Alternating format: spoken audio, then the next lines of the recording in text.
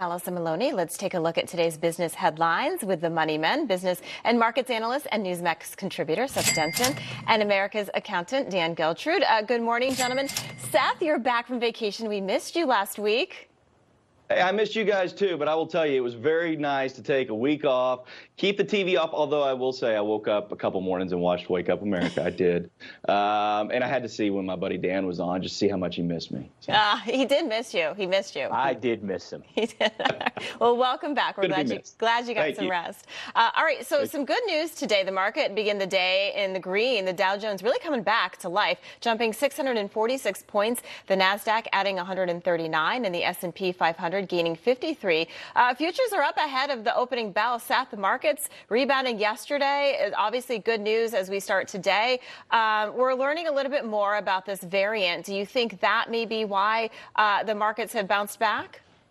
Well, I think that may be part of the cause, or maybe a symptom.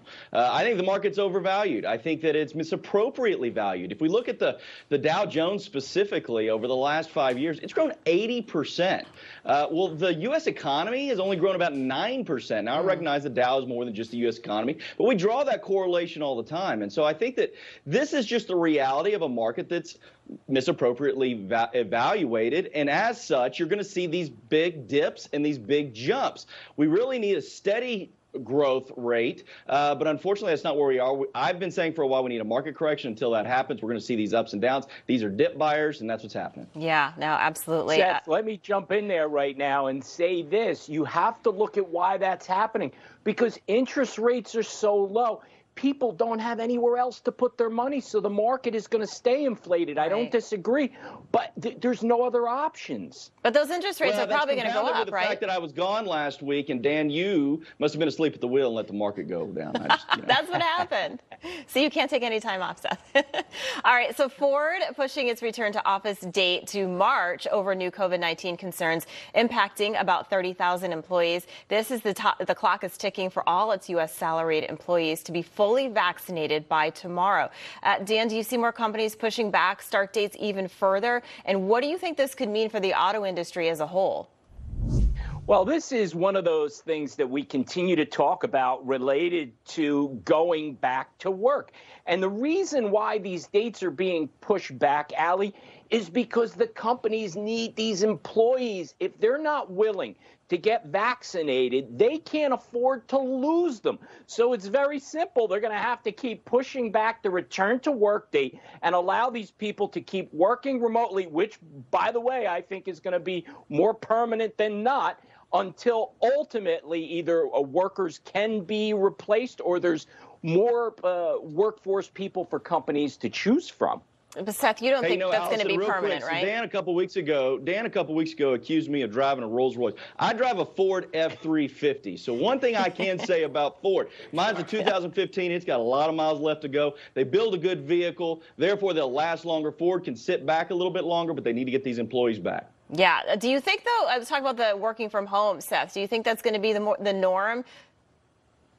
I think for the short term, it will be for certain companies that can. Yeah. And certainly those employees that have the ability to work from home. Technology is great. We've talked about technology stocks, those stay-at-home stocks that allow people to work from home. That's why Microsoft has done so well through Microsoft Teams and some of their other products. I think that's going to continue for the short term. I know Dan and I disagree on that. I think eventually everybody will be brought back. That may be 3, 5, 10 years down the road, but I don't see staying at home being a long-term play for the U.S. economy. Yeah. I mean, there's certain jobs, right, you can't do from home, right? Let's talk about, the car manufacturers. We'll stick with that. Toyota headed to North Carolina to build its $1.29 billion electric vehicle battery manufacturing plant. It's set to open in 2025 with 4 production lines capable of delivering enough batteries for 200,000 vehicles. Seth, we've got supply chain issues. They're still affecting the U.S. industry. Do you see more companies taking matters into their own hands so they don't have to rely on others for their inventory?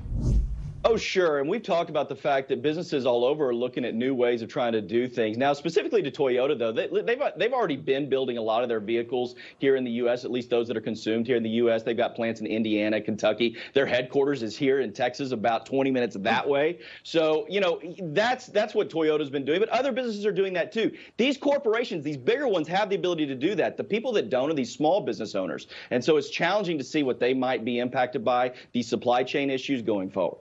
Yeah, absolutely. All right, another recall to talk about. Alexander and Hornan is recalling more than 230,000 pounds of cooked ham and pepperoni products shipped nationwide due to a possible listeria contamination. Dan, we're at such a crucial economic time. What do you think this recall could mean for this company?